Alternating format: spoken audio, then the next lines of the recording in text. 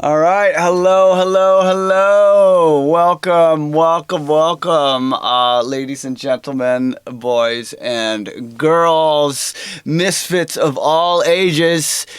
This is Elevating Your Style. I've been working really hard to figure out how to teach style because in my research, I found that it's actually a very, very undereducated subject. Those who know do not teach, and many of those who would teach do not know. So I'm going to do my best here to take you on a journey through style, and then we are after our discussion of style. In the next couple days, we're going to be doing some feedback and stuff. But there's going to be a lot for you to think about in this presentation, and there's going to be a lot for you to kind of take in and listen to after today. So hopefully this will challenge you to think more critically about your style and to really place the emphasis on style where it belongs. All right, so without further ado, I think we're going to start. So please, get out your pen and paper. We all know pen and paper analog note-taking is much better. You will get a copy of the digital notes at the end. But yeah, and this is, for the record, my second coffee today already. I got sweaty palms, baby. All right, sweet. Okay, so here we go. So, welcome to the ill.Methodology, Elevating Your Style, Mastering the Art of Wordless Communication. So I want to start off where we need to start off, and that is at the myth of originality.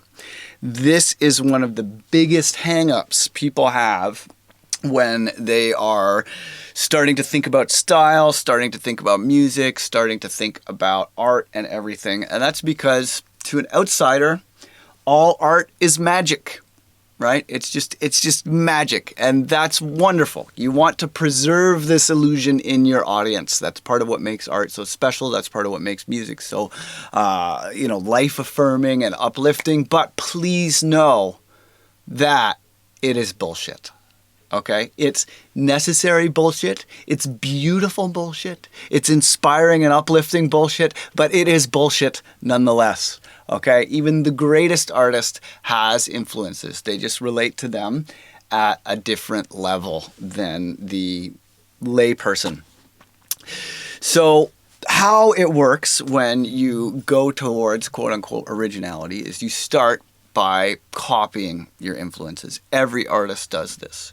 Then you go on to take them apart into their components and learn to transform your influences until finally we can synthesize multiple influences into something that feels new. But it is never actually 100% new. You didn't invent the 12-tone scale, you didn't invent the piano keyboard, you didn't invent the kick or snare drum or hi-hat. There are so many different conventions that are there that are necessary to putting music forwards. And as we examine style, you will see that these conventions, as much as they are constraints, all rules are made to be broken. And to create an original feeling style, it's really all about choosing with intention which rules to break. So, everything is therefore a remix. And that's why this video is mandatory viewing for pretty much anyone who comes to the dojo. So welcome to Everything is a Remix. Remix. To combine or edit existing materials to produce something new. The term what? I'm going to just watch this on YouTube. Remix originally applied to music. It rose to prominence late last century during the heyday of hip-hop, the first popular music form to incorporate sampling from existing recordings. Early example, the Sugar Hill Gang samples the bass riff from Chic's Good Times in the 1979 hit Rapper's Delight. Now what you hear is not a test, I'm rapping to the beat. and me, the groove, and my friends are gonna try to move your feet. These are the good times. Leave your head. Since then, that same bass line has been sampled dozens of times.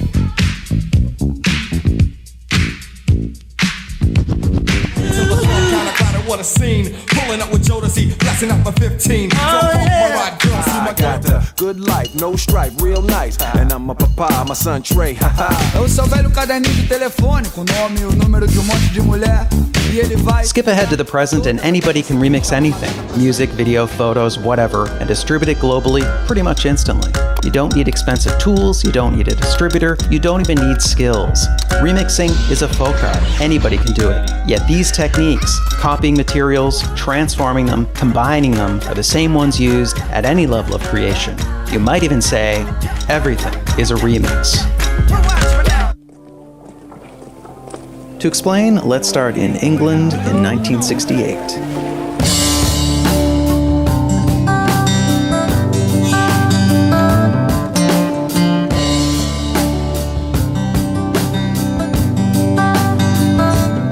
Jimmy Page recruits John Paul Jones, Robert Plant, and John Bonham to form Led Zeppelin. They play extremely loud blues music that will soon be known as, wait. Let's start in Paris in 1961. William Burroughs coins the term heavy metal in the novel The Soft Machine, a book composed using the cut-up technique, taking existing writing and literally chopping it up and rearranging it. So in 1961, William Burroughs not only invents the term heavy metal, the brand of music Zeppelin and a few other groups would pioneer, he also produces an early remix. Back to Zeppelin.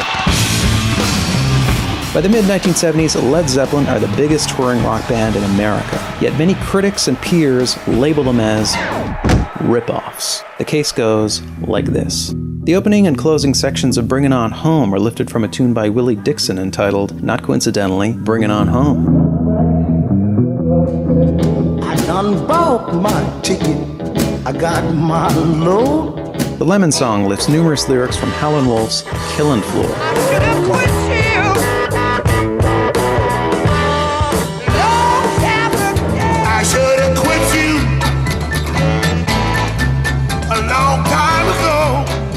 Black Mountainside lifts its melody from Black Waterside, a traditional arranged by Bert Jansch.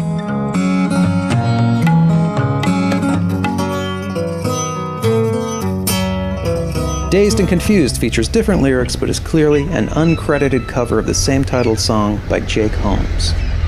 Holmes filed suit over 40 years later in 2010. Been dazed and confused for so long, it's not true. I'm dazed and confused, hanging on by a thread. And the big one, Stairway to Heaven, pulls its opening from Spirit's Taurus. The estate of songwriter Randy California filed suit in 2014.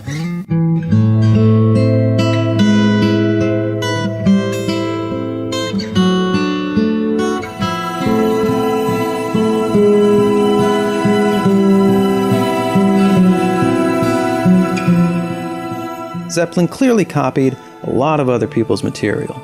But that alone isn't unusual. Only two things distinguish Zeppelin from their peers. Firstly, when Zeppelin used someone else's material, they didn't attribute songwriting to the original artist. Most British blues groups were recording lots of covers, but unlike Zeppelin, they didn't claim to have written them. Secondly, Zeppelin didn't modify their versions enough to claim they were original. Many bands knock off acts that came before them, but they tend to emulate the general sound rather than specific lyrics or melodies. Zeppelin copied without making fundamental changes. So these two things, covers, performances of other people's material, and knockoffs, copies that stay within legal boundaries, these are long-standing examples of legal remixing. This stuff accounts for almost everything the entertainment industry produces. And that's where we're headed in part 2.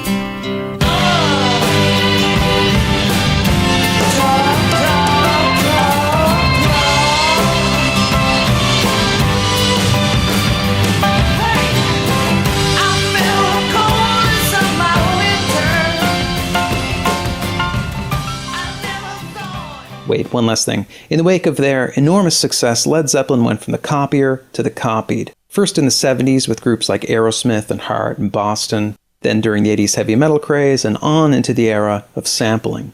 Here's the beats from When the Levee Breaks, getting sampled and remixed.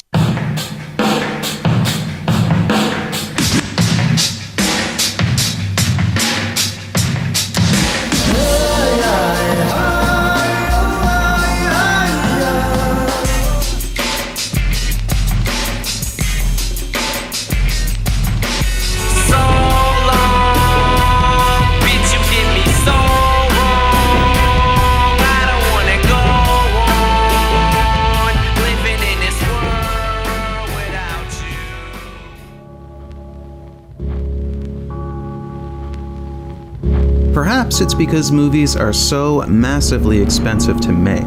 Perhaps it's because graphic novels, TV shows, video games, books, and the like are such rich sources of material. Or perhaps it's because audiences just prefer the familiar. Whatever the reason, most box office hits rely heavily on existing material. Of the 10 highest grossing films per year from the last 10 years, 74 out of 100 are either sequels or remakes of earlier films or adaptations of comic books, video games, books, and so on. Transforming the old into the new is Hollywood's greatest talent.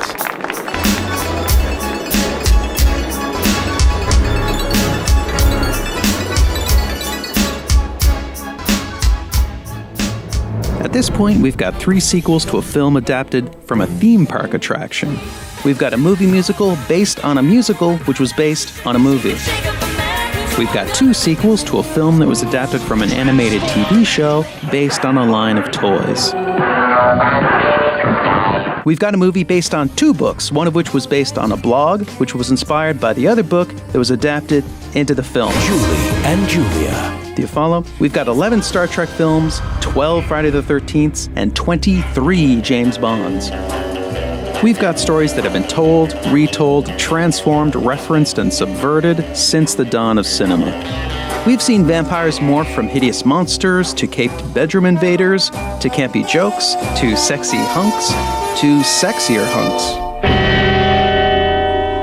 Of the few box office hits that aren't sequels, remakes, or adaptations, the word original wouldn't spring to mind to describe them. These are genre movies, and they stick to pretty standard templates. Genres then break up into subgenres with their own, even more specific conventions.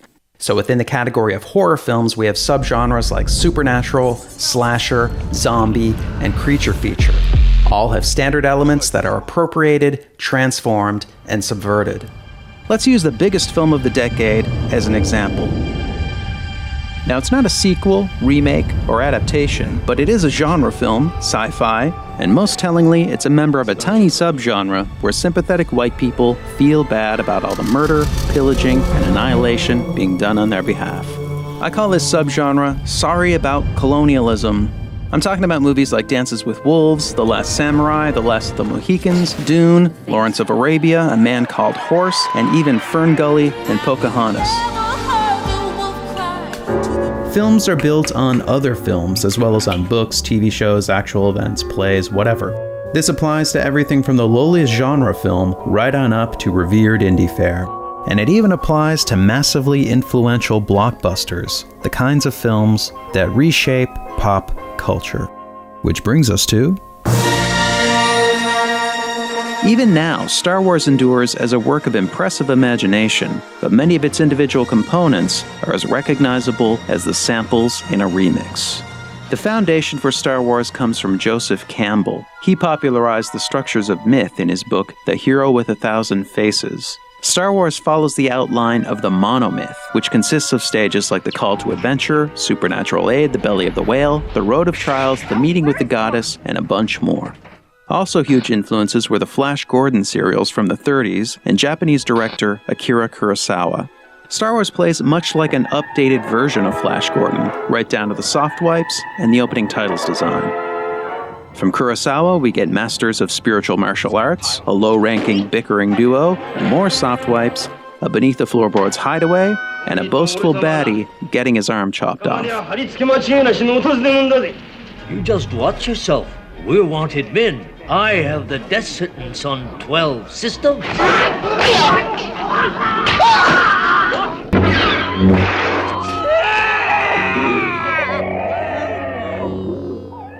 War films and westerns were also huge sources for Star Wars. The scene where Luke discovers his slaughtered family resembles this scene from The Searchers.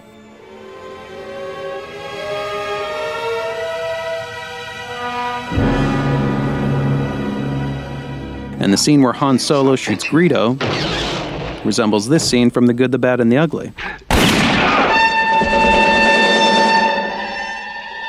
The The climactic airstrikes in the Dam Busters, 633 Squadron, and the bridges at Toko-Ri play very similarly to the run on the Death Star. And in many cases, existing shots were even used as templates for Star Wars special effects.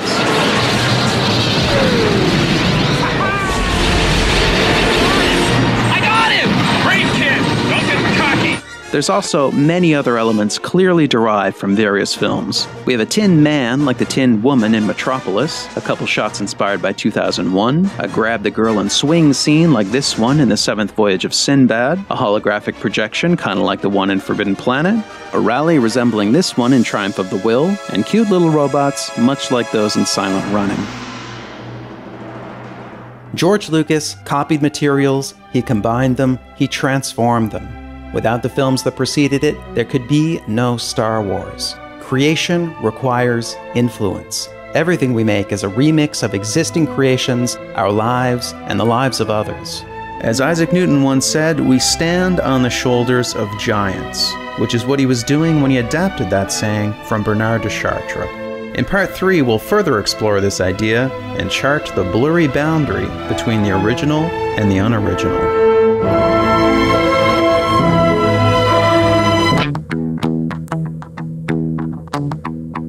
George Lucas was the most movie-saturated filmmaker of his era, but that baton has since been passed to Quentin Tarantino's remix master thesis is Kill Bill, which is probably the closest thing Hollywood has to a mashup.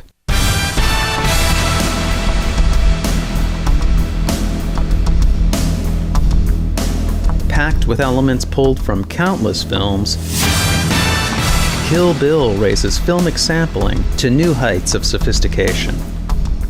The killer nurse scene in particular is almost entirely a recombination of elements from existing films. The basic action is the same as this scene from Black Sunday, where a woman disguised as a nurse attempts to murder a patient with a syringe of red fluid. Daryl Hannah's eye patch is a nod to the lead character in They Call Her One Eye, and the tune she's whistling is taken from the 1968 thriller Twisted Nerve. Hold tight. Hold tight.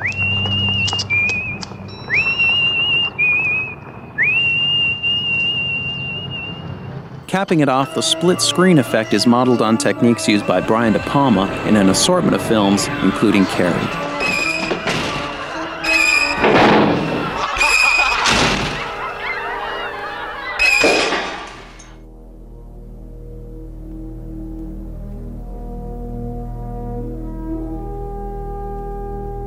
The act of creation is surrounded by a fog of myths. Myths that creativity comes via inspiration, that original creations break the mold, that they're the products of geniuses, and appear as quickly as electricity can heat a filament.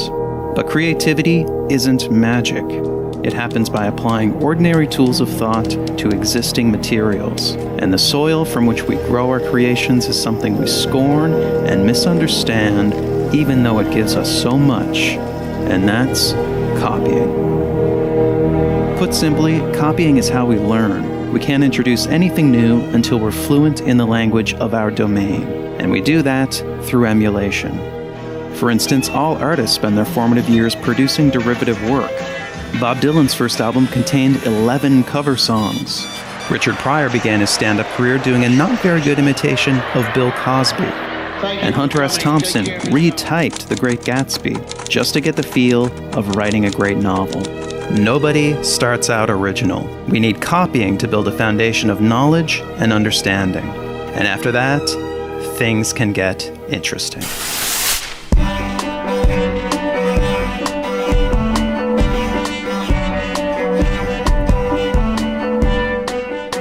After we've grounded ourselves in the fundamentals through copying, it's then possible to create something new through transformation, taking an idea and creating variations. This is time-consuming tinkering, but it can eventually produce a breakthrough. James Watt created a major improvement to the steam engine because he was assigned to repair a Thomas Newcomen steam engine. He then spent 12 years developing his version. Christopher Latham Scholes modeled his typewriter keyboard on a piano. This design slowly evolved over 5 years into the QWERTY layout we still use today. And Thomas Edison didn't invent the light bulb. His first patent was improvement in electric lamps, but he did produce the first commercially viable one after trying 6,000 different materials for the filament.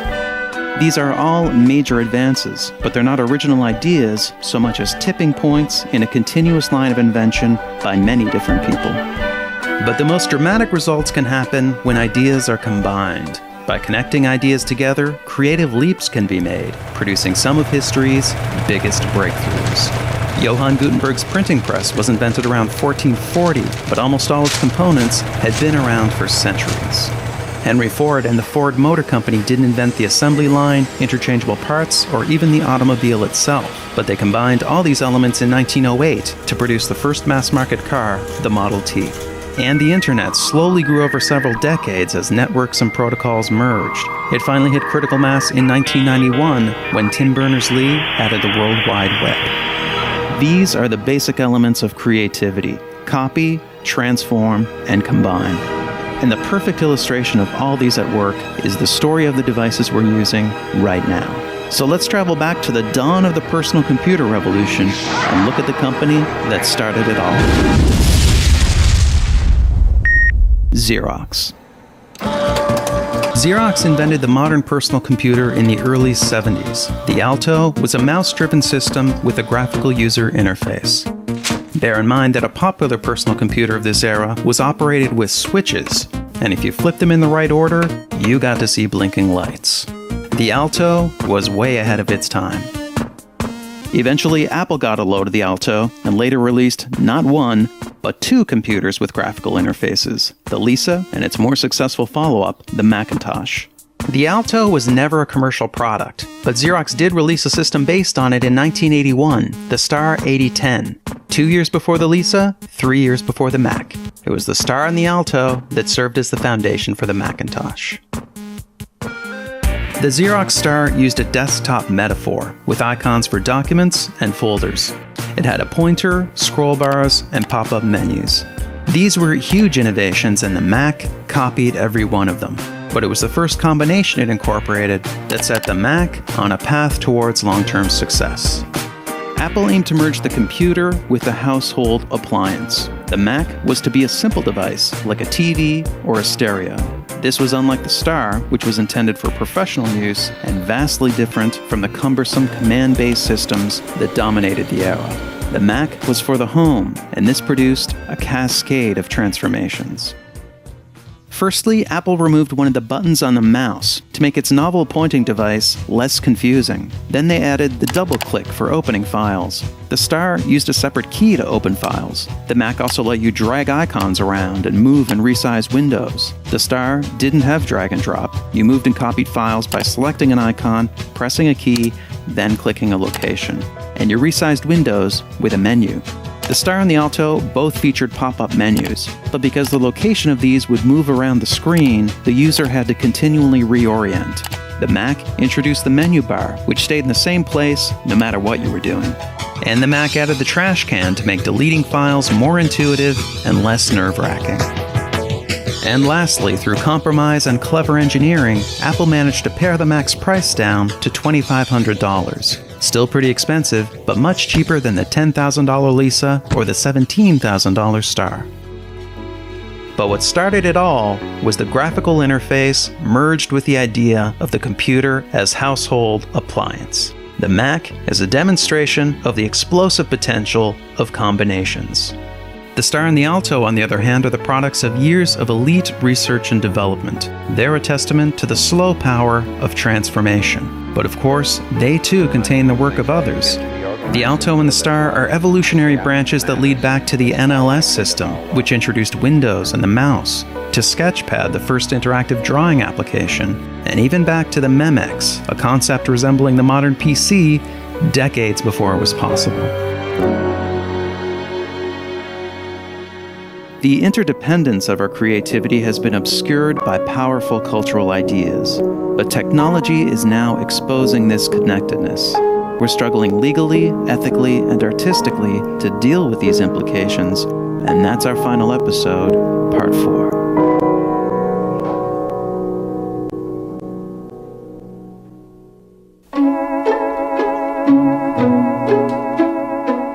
what if Xerox never decided to pursue the graphical interface? Or Thomas Edison found a different trade? What if Tim Berners-Lee never got the funding to develop the World Wide Web? Would our world be different? Would we be further behind? History seems to tell us things wouldn't be so different. Whenever there's a major breakthrough, there's usually others on the same path. Maybe a bit behind, maybe not behind at all. Isaac Newton and Gottfried Leibniz both invented calculus around 1684. Charles Darwin proposed the theory of evolution by natural selection, but Alfred Russel Wallace had pretty much the same idea at pretty much the same time. And Alexander Graham Bell and Elisha Gray filed patents for the telephone on the same day. We call this multiple discovery, the same innovation emerging from different places. Science and invention is riddled with it, but it can also happen in the arts. In film, for instance, we had 3 Coco Chanel movies released within 9 months of each other. Around 1999, we had a quartet of sci-fi movies about artificial reality. Even Charlie Kaufman's unusually original film, Synecdoche, New York, bears an uncanny resemblance to Tom McCarthy's novel, Remainder. Both are the stories of men who suddenly become wealthy and start recreating moments of their lives, even going so far as to recreate the recreations. And actually, the video you're watching, was written just before The New Yorker published a Malcolm Gladwell story about Apple, Xerox, and the nature of innovation. We're all building with the same materials. Sometimes by coincidence we get similar results, but sometimes innovations just seem inevitable.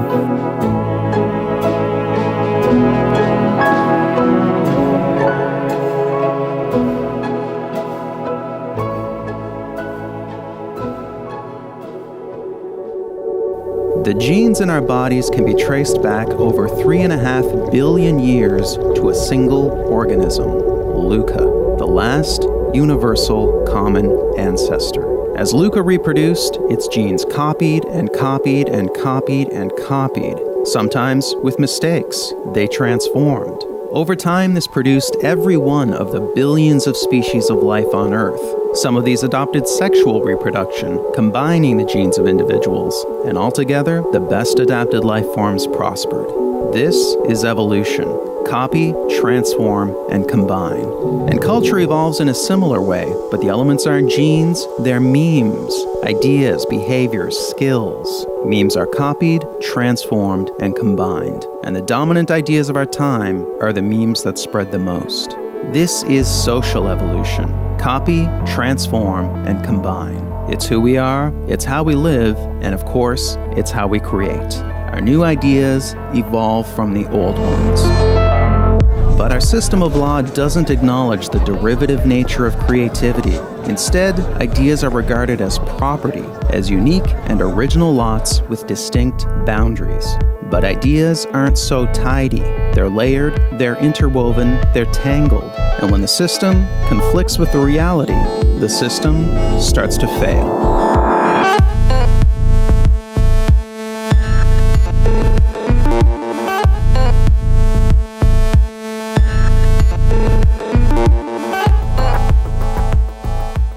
For almost our entire history, ideas were free. The works of Shakespeare, Gutenberg, and Rembrandt could be openly copied and built upon. But the growing dominance of the market economy, where the products of our intellectual labors are bought and sold, produced an unfortunate side effect. Let's say a guy invents a better light bulb. His price needs to cover not just the manufacturing cost, but also the cost of inventing the thing in the first place. Now let's say a competitor starts manufacturing a competing copy. The competitor doesn't need to cover those development costs, so his version can be cheaper. The bottom line, original creations can't compete with the price of copies. In the United States, the introduction of copyrights and patents was intended to address this imbalance. Copyrights covered media, patents covered inventions. Both aim to encourage the creation and proliferation of new ideas by providing a brief and limited period of exclusivity, a period where no one else could copy your work. This gave creators a window in which to cover their investment and earn a profit. After that, their work entered the public domain, where it could spread far and wide and be freely built upon. And it was this that was the goal, a robust public domain, an affordable body of ideas, products, arts, and entertainment available to all. The core belief was in the common good, what would benefit everyone. But over time, this principle transformed beyond recognition. Influential thinkers proposed that ideas are a form of property, and this conviction would eventually yield a new term, intellectual property. This was a meme that would multiply wildly, thanks in part to a quirk of human psychology known as loss aversion. Simply put, we hate losing what we've got. People tend to place a much higher value on losses than on gains, so the gains we get from copying the work of others don't make a big impression. But when it's our ideas being copied, we perceive this as a loss and we get territorial. For instance, Disney made extensive use of the public domain. Stories like Snow White, Pinocchio, and Alice in Wonderland were all taken from the public domain. But when it came time for the copyright of Disney's early films to expire, they lobbied to have the term of copyright extended. Artist Shepard Fairey has frequently used existing art in his work. This practice came to a head when he was sued by the Associated Press for basing his famous Obama Hope poster on their photo. Nonetheless, when it was his imagery used in a piece by Baxter Orr, Fairey threatened to sue. And lastly, Steve Jobs was sometimes boastful about Apple's history of copying. We have, always been shameless about stealing great ideas. But he harbored deep grudges against those who dared to copy Apple. I'm going to destroy Android because it's a stolen product. I'm willing to go thermonuclear war on this. When we copy, we justify it. When others copy, we vilify it. Most of us have no problem with copying as long as we're the ones doing it.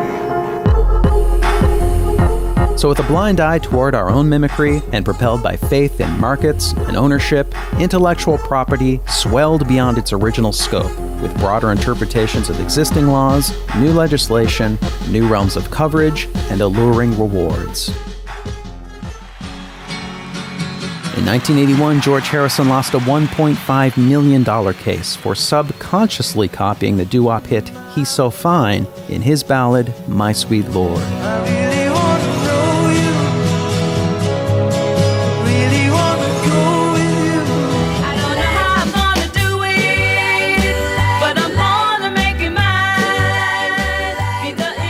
Prior to this, plenty of songs sounded much more like other songs without ending up in court. Ray Charles created the prototype for soul music when he based I Got a Woman on the gospel song It Must Be Jesus. There's a man be Jesus, going around be Jesus, taking names be Jesus, oh Lord. Say I got a woman way over town, good to me, oh yeah.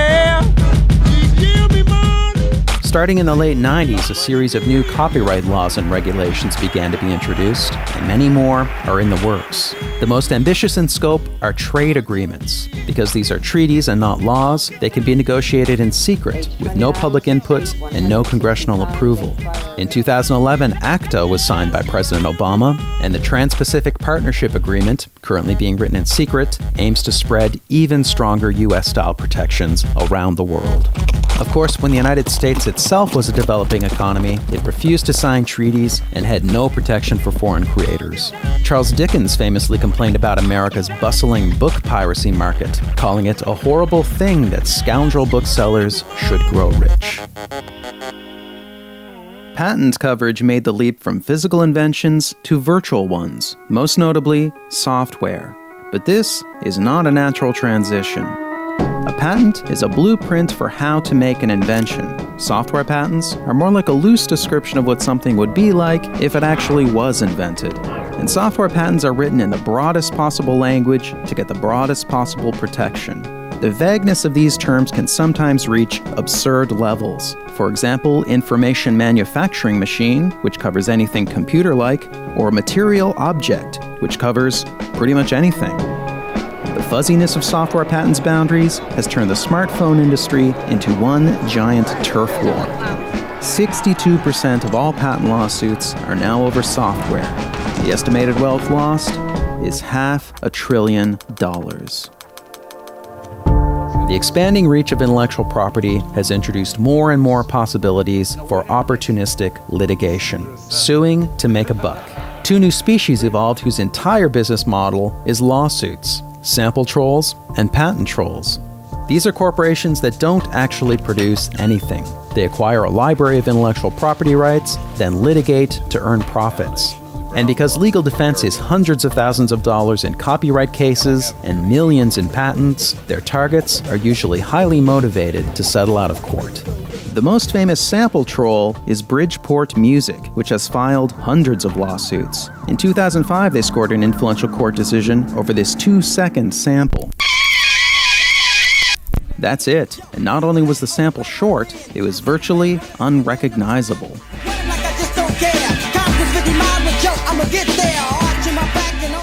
This verdict essentially rendered any kind of sampling, no matter how small, infringing. The sample-heavy musical collages of hip-hop's golden age are now impossibly expensive to create. Now, patent trolls are most common back in that troubled realm of software. And perhaps the most inexplicable case is that of Paul Allen. He's one of the founders of Microsoft, he's a billionaire, he's an esteemed philanthropist who's pledged to give away much of his fortune, and he claims basic web features like related links, alerts, and recommendations were invented by his long-defunct company. So the self-proclaimed idea man sued pretty much all of Silicon Valley in 2010, and he did this despite no lack of fame or fortune.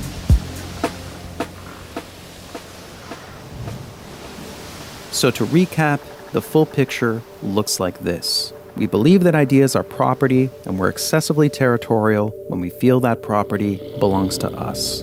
Our laws then indulge this bias with ever-broadening protections and massive rewards.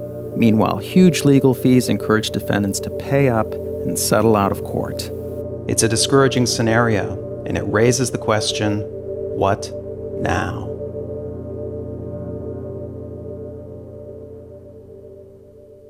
The belief in intellectual property has grown so dominant, it's pushed the original intent of copyrights and patents out of the public consciousness. But that original purpose is still right there in plain sight. The Copyright Act of 1790 is entitled An Act for the Encouragement of Learning. The Patent Act is to promote the progress of useful arts. The exclusive rights these acts introduced were a compromise for a greater purpose. The intent was to better the lives of everyone by incentivizing creativity and producing a rich public domain, a shared pool of knowledge open to all. But exclusive rights themselves came to be considered the point, so they were strengthened and expanded. And the result hasn't been more progress or more learning, it's been more squabbling and more abuse. We live in an age with daunting problems. We need the best ideas possible, we need them now, we need them to spread fast. The common good is a meme that was overwhelmed by intellectual property. It needs to spread again. If the meme prospers, our laws, our norms, our society, they all transform. That's social evolution, and it's not up to governments, or corporations, or lawyers. It's up to us.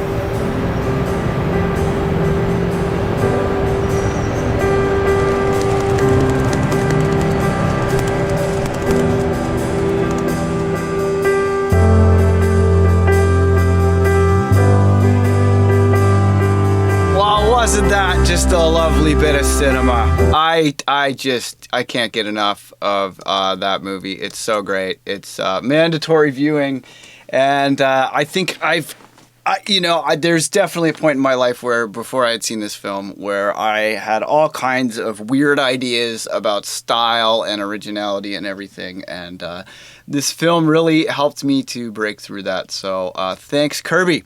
All right, so going forwards, what I want you to do is Steal Like an Artist, which is a very good book whose author I drew upon for this presentation. And Pablo Picasso famously did not say, the bad artists imitate, the great artists steal. It was actually a misquote, and Banksy has stolen this misquote and put it on a rock here for all time to venerate as a Banksy quote. So I thought that was pretty hilarious. So what does that mean? Well, copying, as we've just gone over, is a form of learning. So you definitely should let yourself copy. But do not release plagiarized work. okay? It's lame. People will catch you on it, and it's just generally frowned upon, and you're kind of a hack or a ripoff if you do it. But copying and studying, they're basically one and the same thing. So do let yourself learn. Do let yourself learn. Okay? Don't get hung up about copying to the point where you are stopping yourself from growing, because this, copy, transform, and combine or synthesize, that's how creativity works. Okay? So you just need to, the sooner you can just accept that and start working within that paradigm, the sooner you will be a happy person, and the sooner you will be able to come up with a fresh, quote unquote, original seeming style to others. So you copy the work to learn the thinking. Copy the work to learn the thinking, then take it apart and reassemble it so you can see how all of the different components of that style work. And then you move on to abstract one element from one style, one element from another, etc. And finally on to synthesis.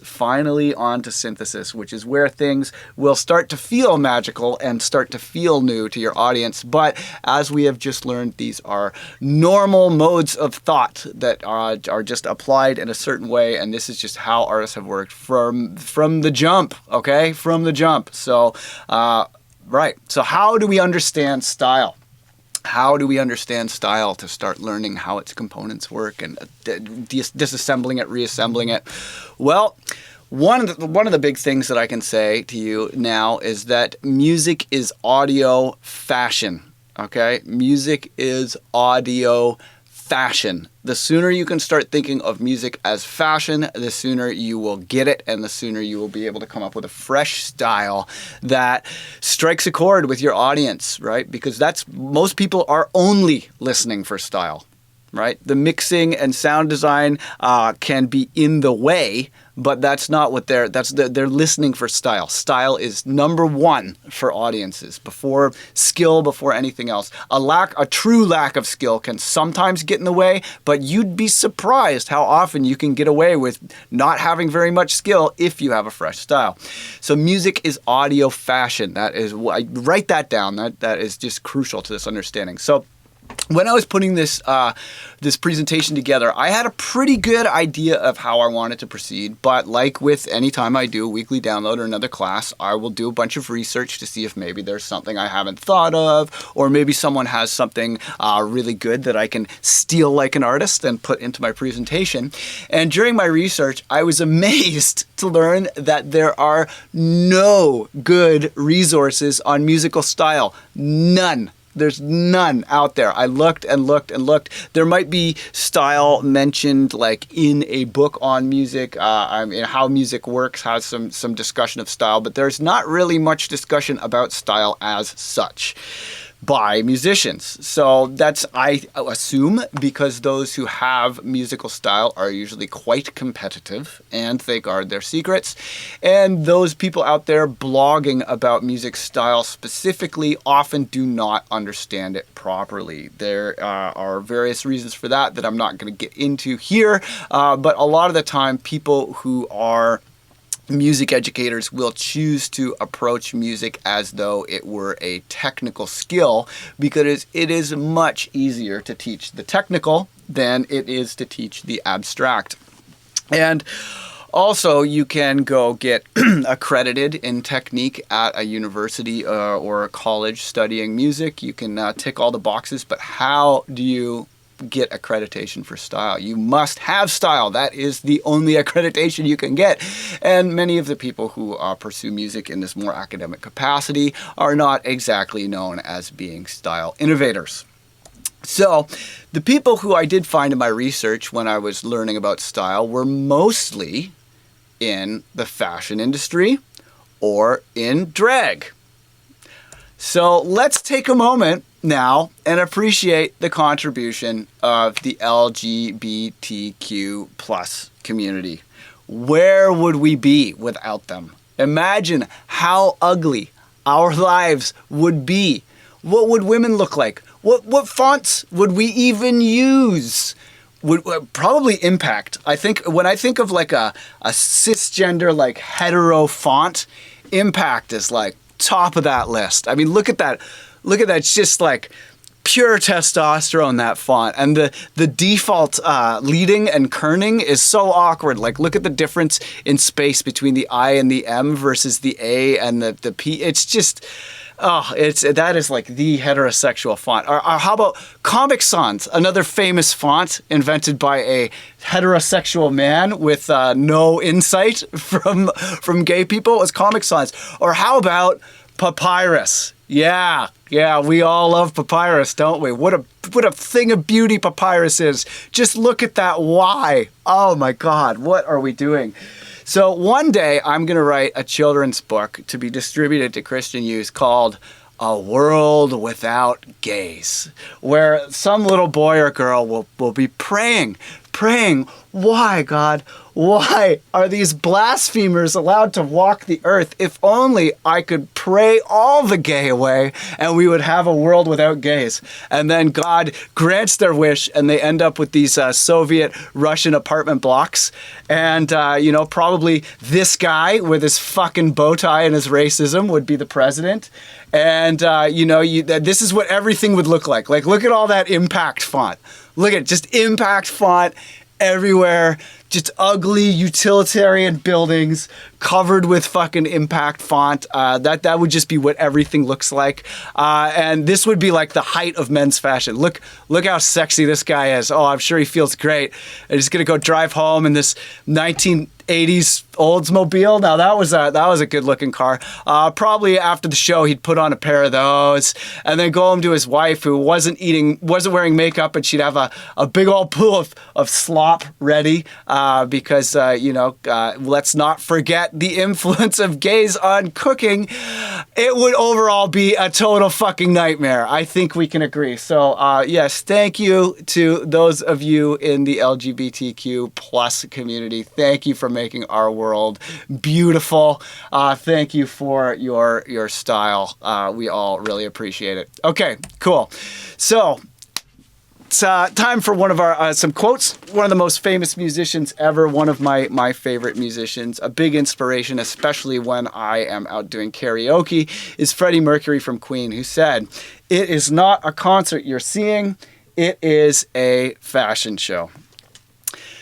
Right, so let's talk about style. Why is style so important? Well, style is a language. Properly understood, style is a language, and it is a very powerful language.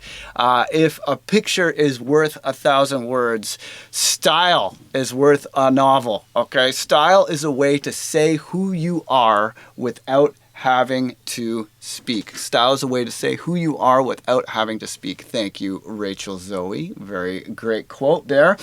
So style is a way of saying who you are without having to speak, and to a large extent, the entire fucking point of making and sharing music is not just communicating your emotions, but self-expression. Okay? Self-expression. So many people, they have this approach to music as though it were some kind of skill-based competition where the point is to show people how good you can get at ticking all the fucking boxes. Fans aren't interested in that. Fans are interested in who you are, what you have to say, and how you express yourself. And style is your most important vehicle for this level of communication. So style is a language. Start thinking of style as a language right now.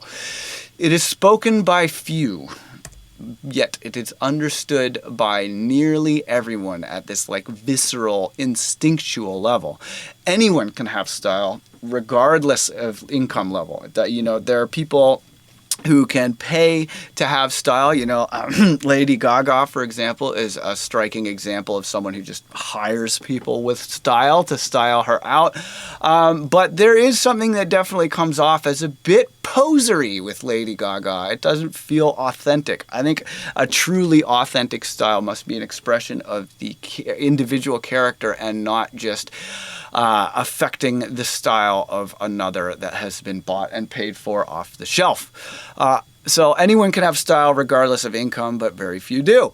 The naive see it as unnecessary. And I mean, I often hear people that are talking about Instagram influencers, for example, and they say things like, what does that girl even do? She just takes pictures of herself all day. Why do people care about this shit? People are so shallow. Instagram influencers are bullshit. I'm sure you've heard someone make statements similar to that.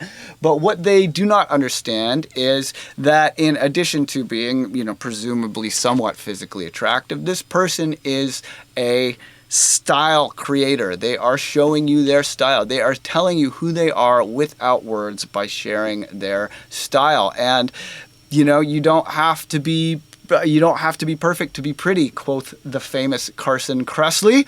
And there are many people on Instagram that are not necessarily physically attractive that are masters of style and have millions of followers. Okay, so you can hate or you can learn. You can hate or you can learn. The naive see style as unnecessary because they misunderstand its function. Style is an elegant, high-level form of self-expression and communication. And really, that's style is how you get people's attention. Style is how you get them on board to listen to whatever it is that you have to share. Okay? It communicates more elegantly than words. It speaks directly to the soul. Ignore style at your own peril. If you ignore style, your music will fucking fail. I guarantee it. Your music will fail. So start thinking of music as fashion. Start thinking of style as communication. As Marshall McLuhan said, the medium is the message. Your medium is style. Okay? It's the most essential aspect of electronic music production, yet it is the least discussed. So let's talk about the dimensions of style. Okay? So you can see here as an illustration of dimensions coming from a 0-dimensional point to a 1-dimensional line to a 2-dimensional square, a 3-dimensional cube, and then a 4D tesseract, I believe it's called, which is a cube over time. So how do we analyze and understand style? How do we analyze and understand style? How can we quantify it when each individual is unique? Everyone has a very different style, but how do we measure this? How do we study this? How do we take it apart into its components? So there seem to be both musical and non-musical dimensions to this. So let's list as many as we can, and then let's make Dungeons & Dragons style character sheets, because I played a lot of Dungeons & Dragons when I was a kid, and man, that shit is good for your imagination. It's good for your thinking. D&D comes through in adult life once again. Hell to the yeah. All right, so what are the dimensions of style? Let's first start with non-musical dimensions, okay? So your personality, values, and behavior. Okay, these are very essential non-musical dimensions. This is the self that you are expressing. Okay, the self that you're expressing is your personality, your values, and your behavior all form a very key component of your style. There is, of course, fashion and look or lack thereof. Some people choose to not do this, and that's fine. You don't have to be dressing up in leopard print all day if that's not who you are and that doesn't fit. But for those who are into fashion, the fashion and look of an artist, especially if they are making pop music, is very important. History favors those with original hairstyles. All right, then there is also the art, graphic design, visuals, and music videos. This is an essential part of any musician's style. When I am first being introduced to a musician and I go to their SoundCloud or whatever, and I see that they have put no thought, no energy, no intention into the look and feel of their SoundCloud graphics, what I can immediately tell from this is this person does not take their music seriously. Why should I take them seriously? That's subconsciously the bias that I instantly have when I see someone's ugly page where they just don't care. You know, if you don't care how your music looks, why should I care how it sounds? Okay? This is fucking crucial. Fucking crucial, okay? Then there is also the brand and the brand extensions. And when I say brand, I mean, like, what is the overall brand of your what is the overall brand? What is the feeling that people associate with your project? And then there are extensions of this brand identity. For example, Excision and dinosaurs. That became a very natural extension of his brand, such that whenever one of his fans comes across a picture of a Tyrannosaurus on the internet, they're just tagging him in Tyrannosaurus pictures all day because his music sounds like giant robot dinosaurs. There was this set of action figures and a cartoon show from the 80s where people had like strapped laser guns and stuff to dinosaurs, and that's just like the perfect thing for Excision. So when you're thinking about your brand, don't just think about it in terms of a name. Think about it in terms of like, what is my color palette? What types of architecture does my music associate with? What types of animals does my music associate with? What types of patterns and textures? Is there vehicles that are relevant to your music, etc., right? And the more you can create this kind of like mood board of different sort of associated extensions of your brand, the better a graphic designer or music video director is going to be able to encapsulate your brand in a piece of work that they do for you, and the better your fans are going to be able to understand who you are and how to connect with you. All of that stuff is important.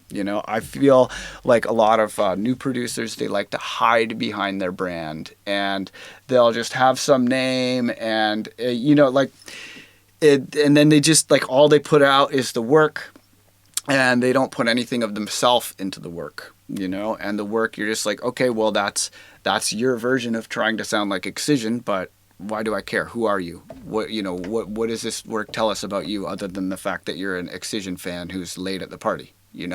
So it's really, really important to put as much of yourself in front of your work as possible, and you do this with style. The more you can think about, what is the core of your brand? Are you, a reclusive synthesizer nerd? Are you a sample digger? Are you a debaucherous party maniac? There are lots of different types of brands, and there's room for all of them as long as the style is fresh.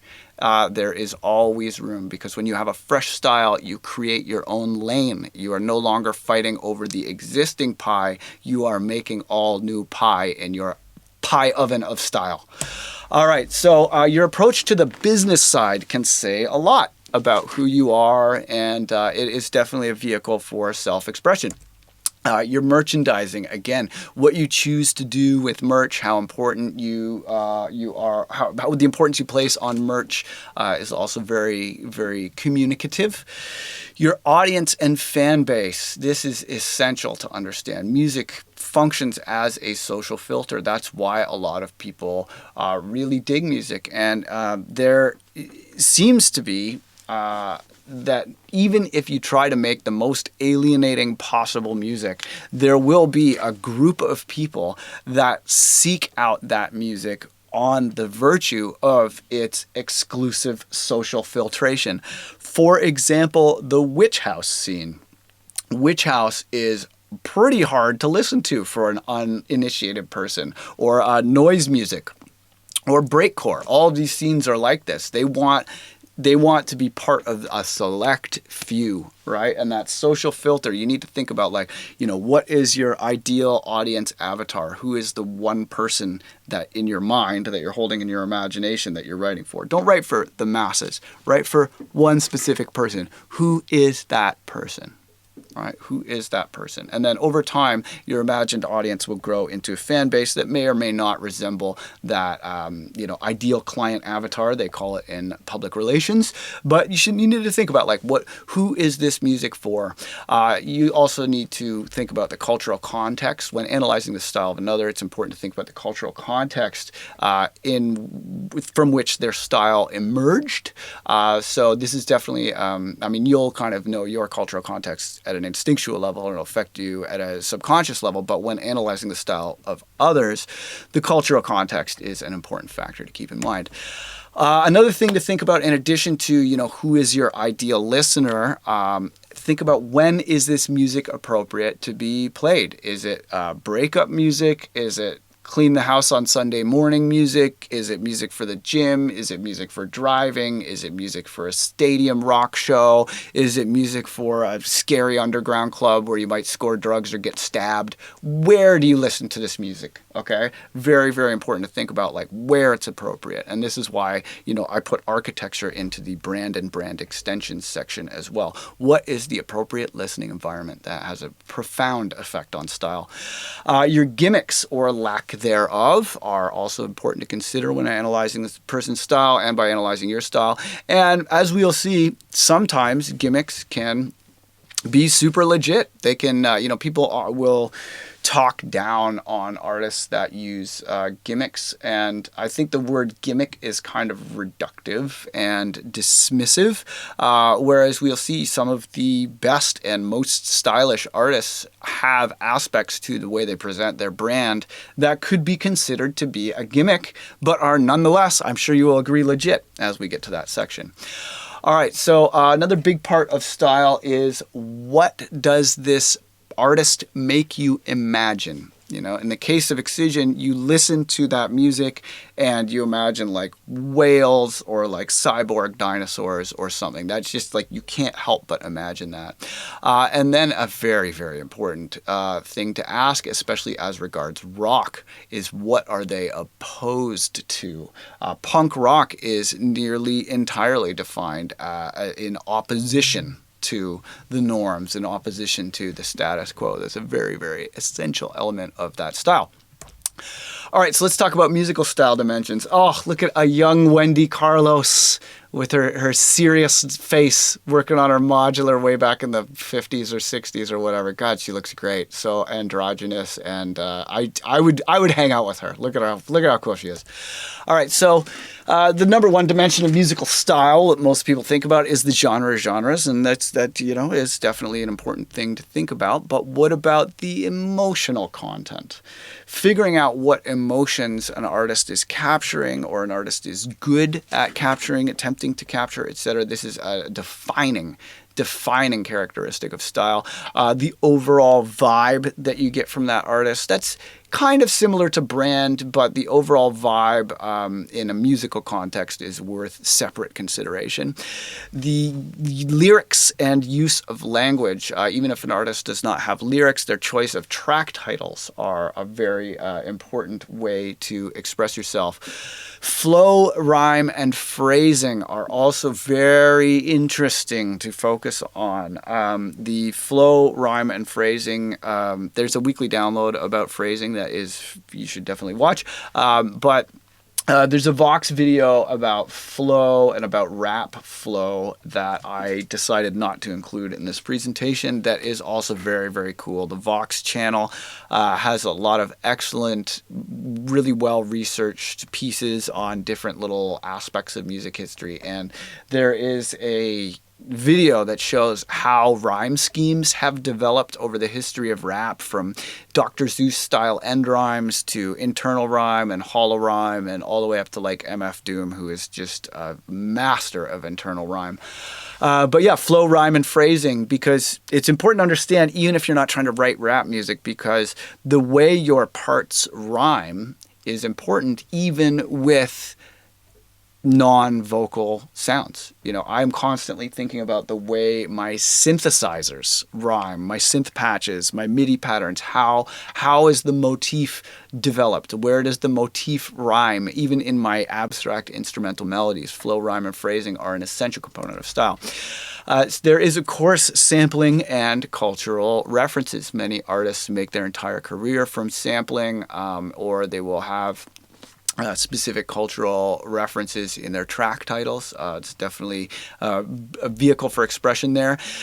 Their signature instruments and sounds, of course, are important to consider. Their workflow style. There are many different workflow styles. I outlined some of them in the EDM cookbook product, which is also available in the dojo. That's a very it's a cornerstone of the dojo. If you don't have it, you should definitely check it out. The complexity level of the music, that says a lot about a person's style, as does the effort level. Some music is nice and easy, like a summer afternoon, and some songs don't sound right unless the creator has spent hundreds of hours on them. That is a big factor in what makes an artist's musical style. So here are some more musical style dimensions. Oh, there is Dorian Electra on the right, who is a fantastic artist that you need to check out. They are very, very current, very creative, and are a master of both visual and musical style. So be sure to check out Dorian Electra. Okay, so the tuning and scale conventions used are a very big factor in the musical style. Many people use a 12-tone equal temperament scale that we all know and love from all Western music, but synthesizers, guitars, etc. can be tuned to alternate tunings, and many of these alternate tunings unlock a fantastic world of sound that lives between the notes of the Western scale. There is a famous Chinese saying, "The 5 colors blind the eye, the 5 notes deafen the ear." And this statement refers to the theory getting in the way of your perceptions. It's famously said that an unenlightened person is so in love with the names and labels of things that it's like going to a restaurant and eating the menu. Right. So if you think there are, like, Chinese color theory has 5 colors in the wheel, but if you think there are only 5 colors, you've lost the plot. Chinese music theory worked with pentatonic scales typically, but if you think there are only 5 notes in the scale, you are missing out on the infinite spectrum in between those notes. Just like numbers, you can divide any interval into an infinite amount of subdivisions, and some scales take more advantage of that, especially a lot of scales along the spice route, like in India and such. A lot of Balkan music, Middle Eastern music will take advantage of microtonal tuning. So this is a big factor, and there are whole genres of music based on breaking these rules. The melodic conventions used, this is an easy one. Are they typically writing in major scales? Are they typically writing in minor scales? Do their musics involve loopy, repetitive riffs, or is it really abstract and hard to remember the melodies like jazz? What rhythmic and timing conventions are used? How quantized are things? What sorts of time signatures and subdivisions is this artist using? Very worthy of thought. Their compositional style, specifically as regards compositional density. How many sounds are in the song? Is there a classic composition that artist uses? For example, most rock and roll choruses in a 4-piece rock band will involve drum kit with bass, guitar, and vocals. That's like kind of a classic composition when you get to the chorus or whatever, and everybody's playing at once. Usually the composition of the chorus will be all the instrumentalists playing at the same time as the drummer and one or more band members singing, right? So there are kind of compositional conventions that you can use to analyze an artist's style. Then there is, of course, the arrangement style. How does the composition vary over time? How is this artist varying the compositional density as the piece progresses and evolves? Are there always 5 sounds happening at once, or are there some spots with 1 sound and some spots with 20 sounds? How do you get around the composition? Is there a verse, chorus, verse, pop type structure? Or is the thing just one long abstract evolution? Or, as in the case of much fantastic ambient music, is the song best thought of as sort of a place where you can go and tread water in a bath of sound? All of these different aspects can form an individual artist's arrangement style. The energy level or levels is also very, very important. Is it a roller coaster? Are they treading water? Is it high energy music? Is it low energy music? All this is important to an artist's style. Then there is, of course, the mixing style. Artists like, for example, Skrillex when he came out was, shocking to many because of not just his sound design style, but the sheer volume and power that he was able to get out of his mixdowns made his music much louder than what was going on at the time.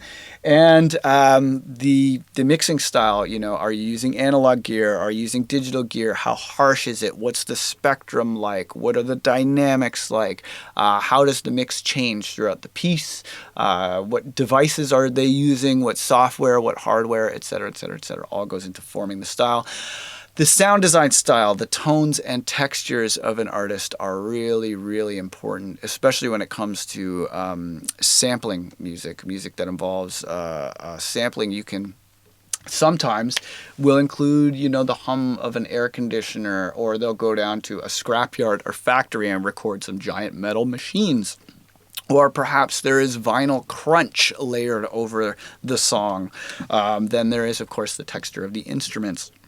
An analog synthesizer saw wave with a low-pass filter will sound completely different than a digital synthesizer with a saw wave and a filter. I don't care what the claims are. You might not be able to tell the waves apart when they are unfiltered, but as soon as you get a analog filter versus a digital filter, you can nearly always tell the difference, especially as the resonance comes up and you get that squishy acid sound. I have yet to find a digital filter that can deliver the acid of the CEM filter in the old Roland gear, or the Moog style ladder filters that are in Moog synthesizers, and my Studio Electronics SE02 has one of those Moog ladder filters in it. It sounds awesome. Okay, then there is the negative space. How is this artist using rests? How are they using silence? What things are absent in the composition, right? What are they not doing? How are they using silence? How are they using rests? These are very important to the sound and especially the arrangement. But I think it's worthy of making negative space a specific category, because there are many artists that use negative space and muting in very specific ways, and we're going to get into that. Then, as I'm sure you've noticed, many of the best artists, their style evolves over time. Like, we all love AC/DC, and I love the fact that they made another record that sounded exactly like every other AC/DC record 30 years after their heyday. I thought that was awesome. But then there are other artists where the evolution of their style is part of what makes them so fascinating. And I, for one, get really bored really easily with any given style. And, my style, I like to invent a new style manifesto and a new style on the regular. I'm very consistently different with my music. And I would say that is one of my style hallmarks is the diversity. But the evolution of an artist over time and their career is also worthy of consideration when you're analyzing their style. And once again, what do they oppose? What are they challenging at a musical level? Not just what are they challenging with their personality, not just what are they challenging with their, with their political views, etc., but what musical conventions are they opposing? Which rules are they breaking? What do they never do? Okay? And of course, there is what stands out as their signature. Step in my dojo, you. Step. Step in my dojo, you. Step in my